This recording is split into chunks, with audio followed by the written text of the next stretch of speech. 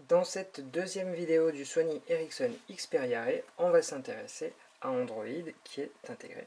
Donc là, je vais lancer le téléphone, pour cela très simplement en appuyant plusieurs secondes sur le bouton qui se trouve sur le dessus.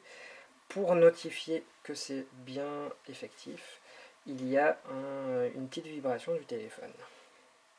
Donc, voici, il est en train de se charger. Et ça va vous permettre de savoir la vitesse à laquelle il va. Donc globalement cette interface est très fluide. Depuis la mise à jour en 2.3.4, elle est un tout petit peu moins, mais ça reste tout de même de la bonne qualité pour ce processeur qui est de type simple cœur à 1 GHz. L'interface ressemble énormément à Android dans la mesure où elle est... dans la mesure... L'interface est très similaire à Android dans la mesure où Sony Ericsson a vraiment redéfini uniquement certains codes comme le launcher, c'est-à-dire ce bureau que vous pouvez voir ici, mais pour ce qui est de tout ce qui est les menus, c'est vraiment, on sent que c'est Android. Donc Sony Ericsson fait un travail d'amélioration de l'interface, mais ne dénigre en aucun cas le système sur lequel il travaille. Donc, on commence tout d'abord par ce bureau qui est composé de 5 bureaux que vous pouvez voir ici. Il n'est pas possible d'en ajouter ni d'en enlever, ce qui est un peu dommage. Sur ces différents écrans, on peut y ajouter des widgets ou alors des raccourcis vers les applications, comme vous pouvez le voir ici. Sur le bas, il y a 4 emplacements qui sont modifiables. Donc, par exemple, ce sont ici des raccourcis vers médias, qui est en réalité un dossier contenant des raccourcis vers les applications. Donc, je vous montrerai tout à l'heure comment ça fonctionne. Et voilà, ici on peut très facilement enlever ou remettre une icône. Par exemple, si je fais ici et je remplace par Gmail, voilà, très très facilement. À chaque fois, le téléphone vibre pour bien vous donner l'impression que c'est en marche. Vous noterez également ici l'apparition d'une petite corbeille qui permet de supprimer l'icône de l'écran. Sur le dessus, vous noterez qu'il y a le partage, donc, que l'on regardera juste ensuite. C'est tout simplement parce que Sony Ericsson a rajouté Facebook Inside Xperia et qui donc rajoute des fonctionnalités vers ce réseau social. Ce qu'il y a à dire sur ce bureau, c'est également le pinch to zoom, donc pincer pour zoomer, qui se fait comme ceci, et qui affiche donc un raccourci, un aperçu global de tous les widgets qui sont affichés. Donc un clic n'importe où redirige vers l'écran en question. Voilà, et je vous montre à quel point vraiment Sony Ericsson a fait un produit très très fluide. Sur le dessus, comme sur tous les téléphones Android, il y a donc la barre de notification, donc, qui indique ici que le mode avion est actif, mais sinon, si la carte SIM est activée, c'est le nom de l'opérateur. Vous pouvez ensuite voir les différentes notifications qui arrivent des applications, et parfois c'est également utilisé par exemple pour le lecteur de musique qui va rajouter un petit raccourci. Juste en haut, il y a donc l'heure, l'état de la batterie et l'état des différents éléments qui composent ce téléphone. Une fois qu'on a regardé ce bureau, on va regarder les applications qui donc sont accessibles depuis ce menu, voilà, au centre. Ça fonctionne selon des volets donc, qui défilent de manière horizontale. Voilà. Il est possible de les réorganiser tout simplement en appuyant sur le petit bouton qui est en bas. Voilà, immédiatement il y a cette petite animation. On prend l'icône et on la déplace là où on veut. Donc soit sur le même écran, soit alors vers un autre. Voilà. Également, si on souhaite rajouter un nouvel écran, c'est très simple. Il suffit de déplacer l'icône vers la gauche et ça en crée automatiquement un nouveau.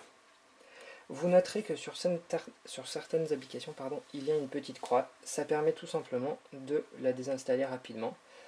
Voilà, donc là si je fais OK, voilà, immédiatement ça a marché et elle a disparu. Voilà.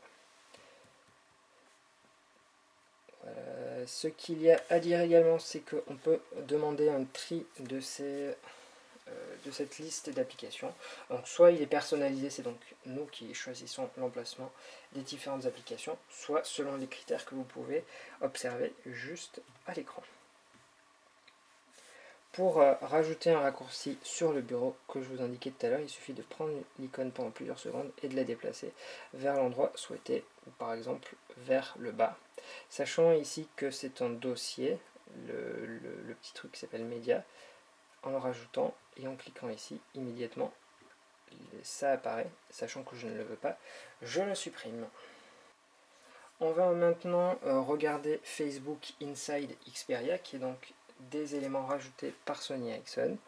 Donc, lorsque vous allez connecter votre compte Facebook, immédiatement Facebook Inside Xperia s'active également. Donc, cela inclut des applications qui s'appellent musique et vidéo et jeux et applis.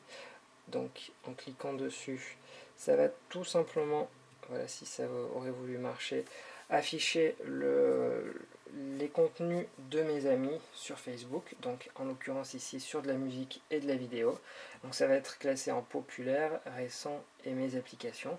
Donc si vos amis partagent une application Android, immédiatement vous la verrez ici, ce qui va donc vous aider à découvrir de nouvelles applications. C'est également complété par cette partie qui s'appelle Jeux et applications, qui m'indique par exemple que Google Maps a été partagé par 2 amis, et ça me donne des raccourcis vers l'Android Market pour pouvoir l'installer. Vous noterez au passage qu'il s'agit de la dernière version de l'Android Market, qui ne marche pas forcément, mais par contre ça vient de Google. Voilà pour ce qui est des applications. Tout à l'heure je vous disais qu'il était possible de faire un partage. Donc si je veux partager l'application que j'ai sélectionnée, je la monte tout simplement sur le haut de l'écran et immédiatement ça fonctionne avec normalement la possibilité de les partager. Alors pour pouvoir régler Facebook Inside Xperia, il suffit d'aller dans les réglages chez Sony Ericsson. Et là, voilà, réglage Facebook Xperia. On peut choisir ou non l'intégration et choisir les éléments qui sont synchronisés. Facebook Inside Xperia, c'est aussi l'ajout dans l'agenda des différents événements. Donc ça va être autant les anniversaires que les événements sur lesquels vous participez. Donc c'est relativement pratique parce que ça vous fait un petit rappel. C'est aussi la présence dans la galerie de vos albums, voilà. Alors, si ça veut bien marcher. Par exemple, voilà. Voilà une photo qui est sur mon Facebook. Avec ici, vous pouvez le voir, le nombre de likes et les commentaires, la possibilité de commenter. Hop, voilà. Ce qui est donc très pratique, ça ajoute de nouvelles fonctionnalités à l'application Facebook qui n'est pas forcément très bien faite de manière officielle. Et donc voilà, c'est vraiment un bon ajout. À être sur cet écran, je vais vous montrer le clavier qui, maintenant, les touches sont en gras. Donc l'ajout, c'est que c'est du swipe en fait. Donc il suffit tout simplement de déplacer son doigt à l'écran et ça marche très bien.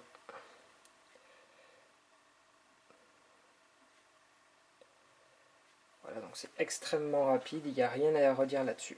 Pour ce qui est du clavier, en revanche, je le trouve relativement difficile à utiliser car les touches sont très resserrées. C'est assez difficile. Et autre petit défaut, c'est que en appuyant sur les touches, il n'y a pas de raccourci vers les chiffres. Il faut forcément changer d'agencement, ce qui est plutôt dommage. Voilà, mais en tout cas, le swipe qui a été intégré sur Android 2.3.4 marche très très bien. On va regarder les autres applications. Donc les contacts du téléphone qui ici sont synchronisés avec Facebook Inside Xperia. Alors si j'en mets un au hasard, Vous voyez donc qu'il y a son numéro de mobile, que je cacherai, son mail, et un raccourci vers son profil Facebook. Si je swipe, je peux voir ses photos et ses likes. Voilà le temps que ça se charge. Voilà, j'ai donc un raccourci qui me redirige vers l'application Facebook. Et idem pour les photos, normalement, avec la possibilité de commenter. Pour ce qui est de la téléphonie, j'ai vraiment rien à dire sur ce téléphone. La communication marche bien, il n'y a pas de bruit étrange, pas de coupure. Voilà, rien de particulier à noter là-dessus. Pour ce qui est des SMS, c'est relativement simple. Voilà, c'est vraiment du classique pour Android. Donc voilà, vous avez les différents éléments, il n'y a rien à dire. Vous noterez également que derrière, en fait, l'écran est vert, car en fait, le système fonctionne à la base de thèmes. Donc ici, si je le change, par exemple en le mettant, je sais pas, bleu. Voilà, donc là l'écran passe bleu, et en allant par exemple dans les réglages, immédiatement ça passe en bleu. Plutôt que d'avoir du noir qui est un peu austère, voilà, c'est un petit ajout qui est sympathique. Le petit élément qui est embêtant, c'est que il n'est pas encore possible de choisir une image personnalisée, ce qui serait un peu mieux. Par contre, pour ce qui est du bureau, il est tout à fait possible d'en choisir une, comme c'est classique sur Android, soit des fonds d'écran animés, soit de chez Sony Ericsson, qui sont statiques. Vous notez également la rapidité impressionnante de ce téléphone. Voilà, donc pour ce qui est des widgets, vous pouvez remarquer qu'il y a ici des raccourcis vers les différentes fonctionnalités du téléphone. Donc mode avion, Bluetooth, GPS, la luminosité de l'écran. Voilà. Ici, il y a par exemple la possibilité de voir les données envoyées reçues. Donc et uniquement celles qui ont été en 3G, ce qui est plutôt évident. Ici, il y a par exemple un chronomètre. Donc là, si je mets 2 minutes et que je le démarre, voilà, ça va me faire un chronomètre pendant cette période. Voilà, donc il y a tous les widgets de Google et des applications en général, plus celles de Sony Ericsson. Donc là, il y a l'application musique. Ici, une petite galerie. Donc toutes les photos qui ont été prises vont être affichées sur ce widget qui est très très joli. Voilà. Et en fait, ça s'ajoute automatiquement à la liste. Donc là, par exemple, si je clique dessus et que je l'affiche dans la galerie, voici la photo que j'ai prise, en l'occurrence une capture d'écran. Vous pouvez voir par exemple ici tout simplement des raccourcis vers les applications musique, galerie et vidéo. Voilà, donc ça ce sont d'autres éléments qui composent Facebook Inside Xperia qu'on a vu tout à l'heure, les deux applications qui permettent de voir les musiques et vidéos, et ici les applications des amis. Comme vous avez pu le voir sur la photo, j'ai pris une petite capture d'écran. Tout simplement pour en réaliser, il ne faut plus connecter le téléphone à un ordinateur. En faisant un appui long sur le bouton on-off, il y a ici prendre une capture d'écran. Voilà, ça vient de la prendre. Enregistrer sur la carte SD. Et j'ai la possibilité de le partager ou de le définir comme fond d'écran ou pour un contact. Donc le partager, c'est la fonction classique d'Android. Et c'est donc voilà, vraiment du très très bon. On va maintenant regarder la galerie, donc, qui est du classique et qui est légèrement redéfinie, car vous pouvez remarquer ici qu'il y a un petit bouton 3D. Alors en fait, c'est une nouvelle fonctionnalité qui a été intégrée à Android 2.3.4 et qui permet de prendre des panoramas dits en 3D. Alors par exemple, voilà, c'est un panorama classique, mais sauf qu'il va être animé. Et si vous possédez un écran 3D, vous pourrez alors le visionner parfaitement dans 3 dimensions. Donc là, vous pouvez voir au passage que cette fonctionnalité marche très bien pour le panorama. C'est beau sur cet écran. Par contre, dès qu'on regarde de plus près la photo sur un ordinateur, on voit qu'il y a par contre quelques petits détails qui ne sont pas idéaux, pardon. Mais voilà, c'est globalement bien. Donc ça, c'était ce qu'il y avait à dire pour la galerie. À y être, pour ce qui est des vidéos, il ne va pas lire le MKV. Alors, grâce à l'application qui s'appelle MX Video Player, il va arriver à lire à peu près tous les formats, mais avec un décodage matériel. Mais le MKV, en fait, le processeur n'est pas assez puissant pour arriver à le décoder de manière matérielle. Par exemple, voilà cette vidéo. Si je mets... Voilà, vous pouvez voir qu'il manque un tout petit peu de fluidité. Le son, en revanche, est totalement bien calé. Si je mets une vidéo en AVI, par contre, en 720p, c'est également un peu du moins, voilà, ça marche très bien. Pardon, je vais dire une bêtise. Voilà, donc au passage, vous pouvez entendre que le son est extrêmement bon, sachant en plus qu'il n'est même pas au maximum. Et pour de l'AVI classique, ben, ça fonctionne aussi. Oui, là, c'est vrai que le fichier ne marche pas. Donc, par contre, il faudra utiliser une application tierce pour décoder autant de formats. Donc, je vous recommande MX Video Player que vous venez de voir. Maintenant, on va regarder l'application musique qui donc voilà, affiche la dernière musique que j'écoutais avec suivant, lecture, pause et suite. Sur le dessus, il y a un petit bouton like qui va donc être également connecté à Facebook Inside Xperia et fera connaître à vos amis une nouvelle chanson, voilà vos goûts. Donc voilà, ça marche également.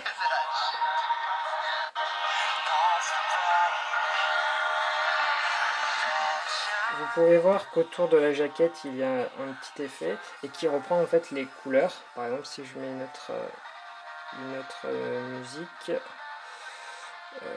par exemple celle qui est intégrée de base, normalement il y a la jaquette, forcément ça me fait mentir, mais voilà, vous pouvez voir que le blanc est ici répété.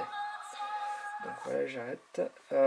Ici, vous avez donc accès à tous vos albums, artistes, morceaux et playlists donc, que vous pouvez créer ou alors qui sont créés parce que c'est les lectures récentes, etc. etc.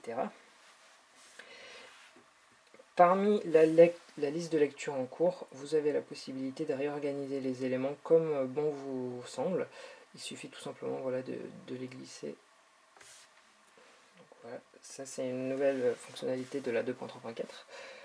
Il y a également l'ajout d'extensions, voilà, qu'on peut ou non activer ou désactiver. Donc rechercher les paroles, voir les vidéos sur YouTube ou faire des recherches sur Wikipédia.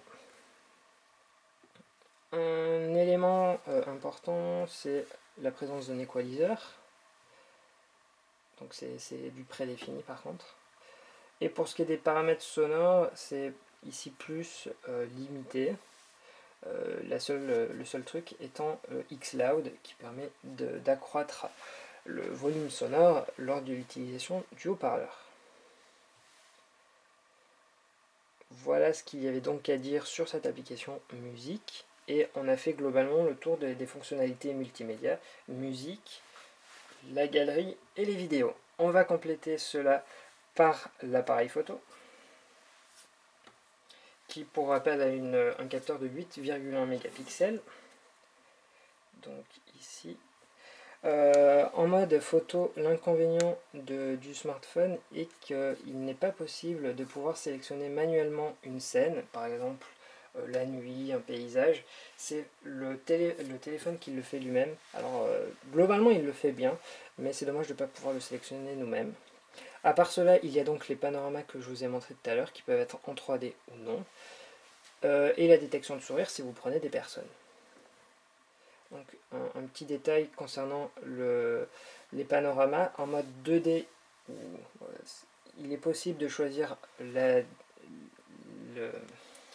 mouvement dans lequel vous voulez prendre la photo, donc soit vers le haut, vers le bas, à droite ou à gauche, alors qu'en mode 3D, c'est forcément de gauche à droite.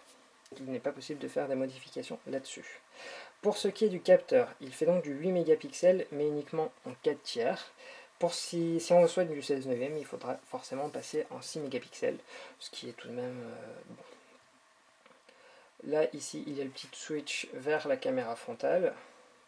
Voilà. Alors, il faut savoir qu'en mode caméra frontale, il n'y a pas de zoom, autant en vidéo qu'en photo. Pour ce qui est de la caméra arrière, elle marche autant en photo qu'en vidéo. Et vous noterez que le zoom est tout simplement impressionnant parce que alors ça se fait avec les touches plus ou moins, et ça permet vraiment d'aller très très loin sur le zoom. Alors s'agissant d'un zoom numérique, ça n'a aucun intérêt parce que c'est tout simplement la photo originale sans zoom qui est agrandie de manière logicielle. Donc autant prendre la photo normale et faire un zoom dessus, ça aura beaucoup plus d'intérêt que d'utiliser cette fonction. Il a également un retardateur et le flash LED. Alors l'inconvénient de ce flash LED, c'est qu'il est actif ou désactivé, mais il ne peut pas être lancé automatiquement, uniquement lorsque la photo est prise. Donc ici c'est un peu dommage. Sachant qu'il n'y a pas de bouton pour prendre les photos, il suffit tout simplement d'appuyer sur l'écran et ça déclenche alors la prise. Il faut savoir que pour ce qui est du focus, il ne fait uniquement sur le centre, ce qui est un peu dommage, ou tout au moins l'autofocus géré par le téléphone, donc on n'a pas aucun contrôle là-dessus. Pour passer du mode photo à film, il suffit de déplacer en bas. Donc là, vous allez pouvoir choisir les scènes, comme ce n'était pas possible tout à l'heure. Juste à côté, il y a le mode de vidéo qui est donc du 720p, la possibilité de switcher vers la caméra frontale, le mode du focus qui est donc beaucoup plus détaillé. Voilà, sinon le reste est similaire. Sur la droite, vous voyez ici toutes les photos et vidéos que j'ai prises. Je vous donnerai des liens vers mes différentes vidéos pour que vous puissiez juger de la qualité, mais qui est très très bonne. Du moins ça reste tout de même un téléphone, donc de toute manière on ne peut pas en demander énormément. Donc voilà, ce volet appareil photo est bon au niveau de la qualité. En revanche, les fonctionnalités sont un peu moins bonnes qu'on aurait pu l'espérer. Sony Ericsson, sa couche intègre quelque chose qui s'appelle Timescape et qui permet d'assimiler tous les réseaux sociaux, donc par exemple Facebook, Twitter, là par exemple la musique, vos messages textuels, vos derniers appels, etc., etc. Vous avez la possibilité d'ajouter des nouveaux comptes à tout moment, mais il y a également la possibilité d'installer des services tiers. Donc en fait, en recherchant tout simplement sur Android Market, vous allez découvrir qu'il y a plein de choses qu'on peut rajouter là-dessus. Par exemple, lorsqu'une photo va être prise, elle va immédiatement être intégrée à cette vue. La musique, voilà, RSS, Foursquare, et j'en passe. Donc ce Timescape est aussi affiché sur cet écran. Voilà. Donc vous pouvez lancer manuellement un refresh et ici avez la possibilité d'écrire des statuts sur votre compte Twitter ou Facebook s'ils sont intégrés. Donc ça permet d'éviter d'avoir des applications tierces. C'est en revanche pas forcément pratique au quotidien parce que si vous êtes un fervent utilisateur de Twitter par exemple, cette vue est assez peu pratique pour suivre l'évolution des mises à jour de vos amis. Sur le dessus, vous voyez que c'est le dernier tweet que j'ai envoyé. Voilà ce qu'il y avait donc à dire sur Timescape. Pardon. Pour ce qui est des paramètres, il y a donc l'ajout d'un petit truc qui s'appelle Sony Ericsson. Au niveau de la connectivité, c'est donc dire lorsque le téléphone est connecté via le micro USB vers un ordinateur. Vous avez la possibilité de demander l'installation de PC Compagnon. PC Compagnon, c'est l'outil qui permet de synchroniser tout ce qui est contact et donner du téléphone vers votre ordinateur. Mais cette application permet également d'effectuer les mises à jour, car bien que vous soyez notifié sur le téléphone lorsque vous en recevez une, il faut forcément utiliser un ordinateur pour qu'elle soit effective. Donc voilà, ça c'est un petit dommage, alors que par exemple le Nexus ou les HTC le font en OTA over the air, c'est-à-dire sans besoin d'un câble et d'un ordinateur. Pour ce qui est de la connexion USB, elle est effective soit en mass storage, c'est-à-dire du classique, ou alors en transfert de médias, en MTP. Donc le MTP n'est pas forcément reconnu par tous les systèmes d'exploitation. Je vous recommande donc d'utiliser le mass storage qui fera grosso modo l'équivalent. On va ensuite dans la connectivité sans fil, vous avez la possibilité de partager votre connexion, donc voilà, que je vous indiquais tout à l'heure, qui est une fonctionnalité d'Android et qui marche bien. Et vu que en fait le téléphone au niveau de sa connexion 3G est relativement stable, c'est-à-dire qu'il ne passe pas tout le temps entre 2G, 3G, 3G, 3G+, c'est globalement bien. Le petit défaut que je vous avais expliqué dans l'autre vidéo concernant la luminosité, c'est que vous voyez, il est possible de la régler, mais il n'y a absolument pas de possibilité de choisir un mode automatique qui s'ajuste en fonction de la luminosité ambiante. C'est donc un réel défaut, alors que pourtant il y a un capteur de luminosité qui est intégré à ce téléphone, donc c'est très très étrange.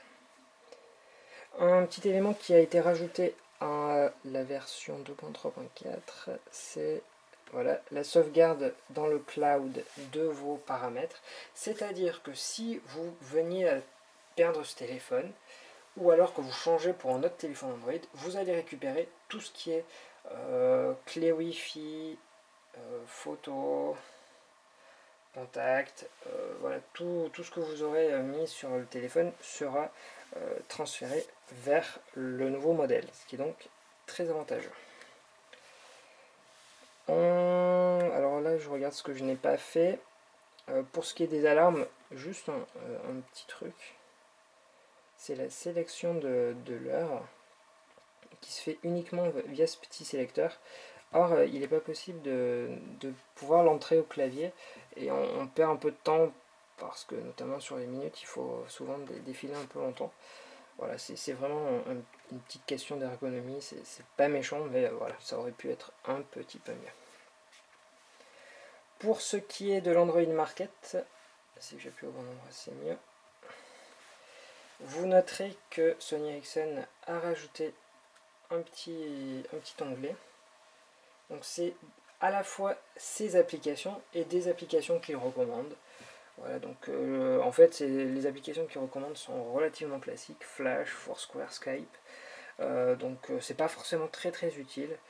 À la limite, une vue avec uniquement les applications du constructeur aurait certainement été mieux pensée. Là-dessus, vous pouvez voir que c'est globalement uniquement des choses classiques qu'on retrouve sur Android et même à des applications Google. Donc là, par exemple, la calculatrice qui est de Sony Ericsson. Un petit ajout qui s'appelle Track ID. Donc c'est l'équivalent d'un Shazam, c'est-à-dire que vous enregistrez, vous écoutez un morceau et vous ne savez pas de qui il s'agit. Donc vous cliquez simplement sur enregistrer et il va immédiatement trouver de qui il s'agit. Donc là par exemple si je clique sur un que j'ai déjà découvert, je peux télécharger la musique. Donc là ça me dit que c'est pas disponible en mode avion, mais voilà, voir sur YouTube, etc. L'avantage est que, étant synchronisé dans le cloud, sur tous les modèles Sony Ericsson que vous aurez, ça fonctionnera. Il est également à noter que cette fonctionnalité Track ID ne marchera plus à partir du moment où vous débloquerez le bootloader. Et même si vous le reverrouillez, les DRM seront partis et donc vous ne pourrez pas l'utiliser, ce qui est vraiment dommage. Data Monitor, voilà, c'est par rapport au widget que je vous montrais, ça permet de voir votre consommation. Et ensuite, les trucs sympathiques sont par exemple le DLNA. Le DLNA,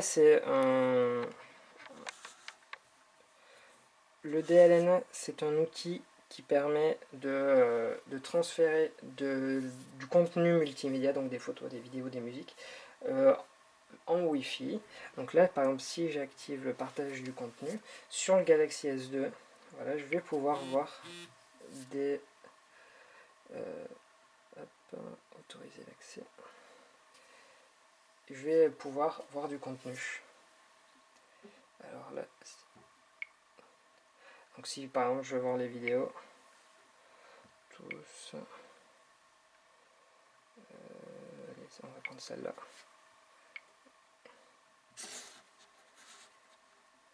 Tout cela fonctionne en Wi-Fi.